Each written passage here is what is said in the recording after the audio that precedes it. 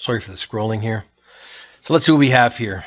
We just missed the stop loss on this trade on the pound yen. If you're going short, and how are you determining trend? Make sure you're looking at how you're determining trend. When you see this, you know, this is the problem. These things are going to plot regardless. You don't want to just blindly take them, especially if you're getting, you might want to make a rule that if you get a short and then immediately a long, you know, consider the market's becoming into a range, and you can simply see it here. You see the high and the low in through here. It's a range. You can see it. Let's move over here. This is, well, let's find our time. So let's find 3 in the afternoon for London. Where is it? Okay, so actually we wouldn't have been worried about too much about this trade here, because 3 in the afternoon here would have been 8 a.m. and we don't get till 3. Well, I guess we would kind of worry about this one. Now 3 is 1500, right? So it just, as soon as the market opens, it starts. So, you know, whether that's a trade that you would have gotten into or not, it depends on how you approach this. 3 in the afternoon, where are we here? This is for US. So 3 o'clock's here. You get a big run up. You get your entry here. Take profit comes pretty quick for 20 pips. And nothing else was printing, right? Oh, maybe this did. This printed over here. And then they got stopped out here. This is, again, remember I talked about, if you look at here, we have a range. So this is why I always say, no matter what, you know, strategies put out, you have to have an idea of price action.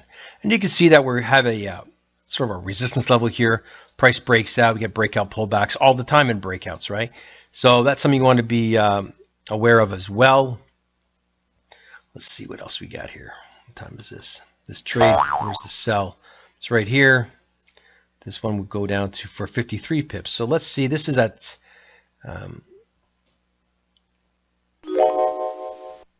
this time here. This trade sets up.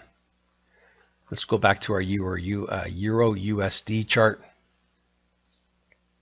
See what's going on over there. Now again, you know, like I said, and I'll repeat it. I don't worry too much about. Well, we got to take profit set up down here, and that would be, if it gets to, it's 9 pips. You're scalping, right? So don't expect too much.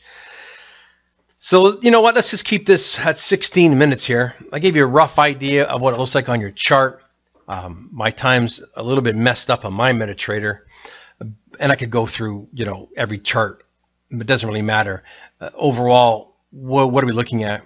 You know, we're looking at your stops are plotted, your take profits, your entries. There's some strong rules that you want to be aware of, which is quite interesting. You know, you want to make sure we have those rules in place. You're going to have to decide how you determine a trend, and there's many ways you can do it, because it does say, let's look at a global trend. When we look at the screen captures on the sales page, we don't know what they're using for a trend. Okay, we see the trades are there. We see that some have worked out. A lot of them have worked out. But what was used to determine the trend? We don't know, so it's very difficult to look at those and go, yes, it's a great strategy, let's use it. We certainly want to buy it ourselves. We want to get it on our charts. We want to see if we can understand it, if we can have how we're going to use the rules.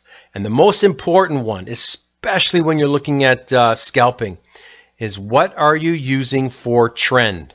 There's lots of ways you can do it. One of the ways that I talk about in one of my other videos is simply use a higher time frame trend.